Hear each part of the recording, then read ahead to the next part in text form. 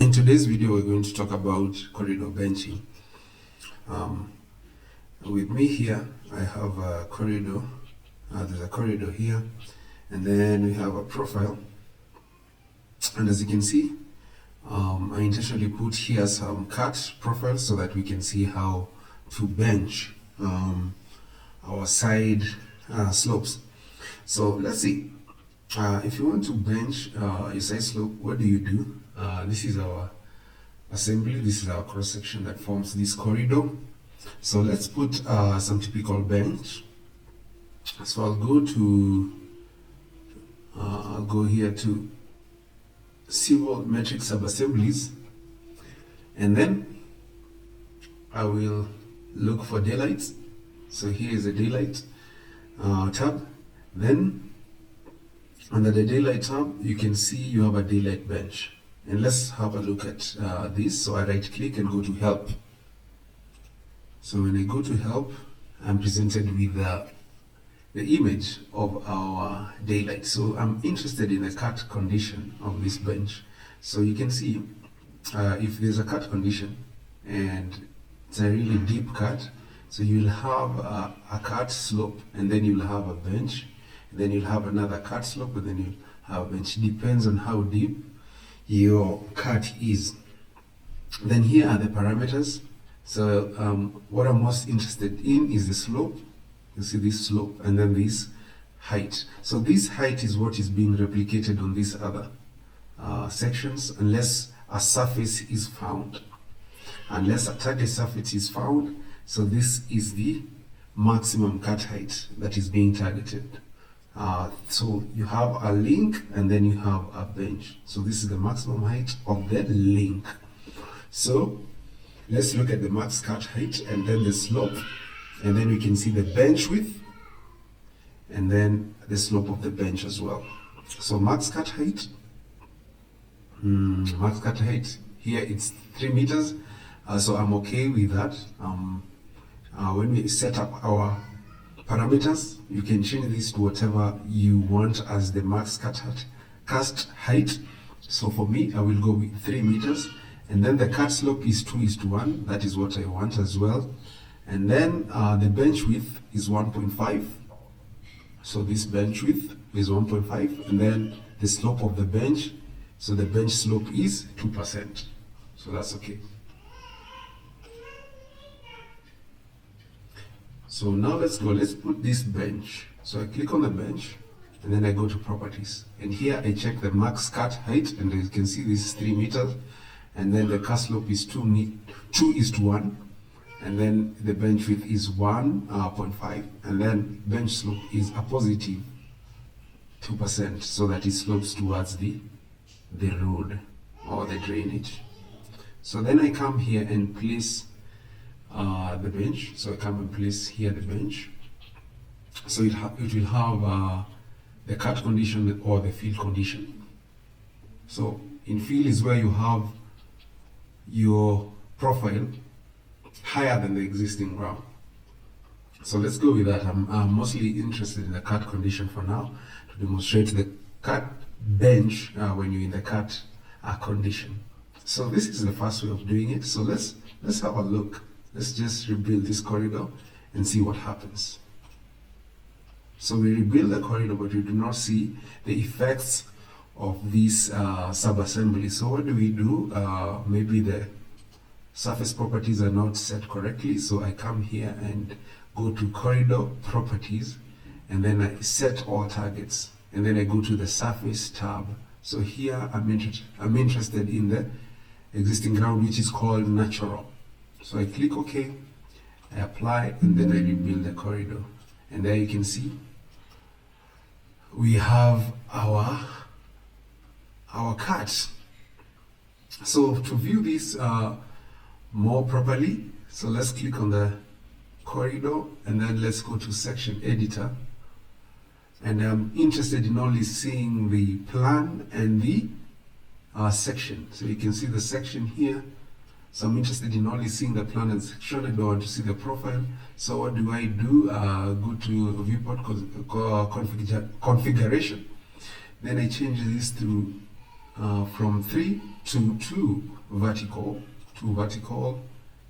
and then here viewport 2, I want to see the section, and then vertical splits, that's okay. You can even go with 50-50 if you want. Then I come to home tab here and put off the tool palette, and I go back to the section editor here and do some view edit options. So I don't want to see the grids, so let me remove the grids, and the horizontal and the vertical grid. So I click OK, and there you can see the side slope and the bench. Side slope, bench. All right. So that's the left side. So that's the right side, I mean. So let's do the left side, and let's do it a bit differently. So I'm going to utilize the conditional sub-assembly. So if I go back home and turn on the tool palette here, I can come here and put the conditional cut. So what I want is that if my cut is less than 3 meters, I just put a slope to the surface. But if my cut is more than 3 meters, I want such a bench that we saw when we displayed the section. So you can see the cuts here are diverse. So you see you have cuts of even 6 meters, sometimes you have even cuts of 9 meters. Okay, so if my cut is less than 3 meters, I just slope to the surface. But if my cut is more than that, we replicate what we saw. So I do the conditional cut, and then I put the parameters of the sub-assembly. So here I want the sub-assembly to be 5 meters, and then its layout to be 2:1, and then I want my condition to be between 0 and 3 meters. All right. So here I want to put it to the left. So I come and place it here. Okay. So in this condition, if the cut is less than 3 meters, I want to put a link to slope. Let me see. Link slope to surface. Okay, so I select that as well. I come here and put the slope as 2:1 or 50%. Let me just do a 50% here. And then I put it here. So that would be the slope to the surface. That's the slope to the surface if the cut condition is less than 3 meters. So I put another condition here for the cut condition, which is more than 3 meters. So I do that, and then I come and set the properties for the conditional subset. So here I also want it to be 5 meters. This is just the display of the sub-assembly. Then it's on the left again, and then it's a cut condition, and now the minimum distance is 3 to infinity. So meaning more than 3. If the cut is more than 3, what happens? So we first of all place the conditional sub-assembly here, and then if the cut is more than 3 meters, we want to do a link and then a bench. So let's go to the generic ones. So I want a link, slope, and vertical deflection. So I click on that, and then I put the parameters. It's on the left, and then the slope here, I want it to be 50. So the vertical deflection is 3 meters. Remember the max cut is 3 meters before you put a bench. And then that's okay. So I come and place it here. I place it there.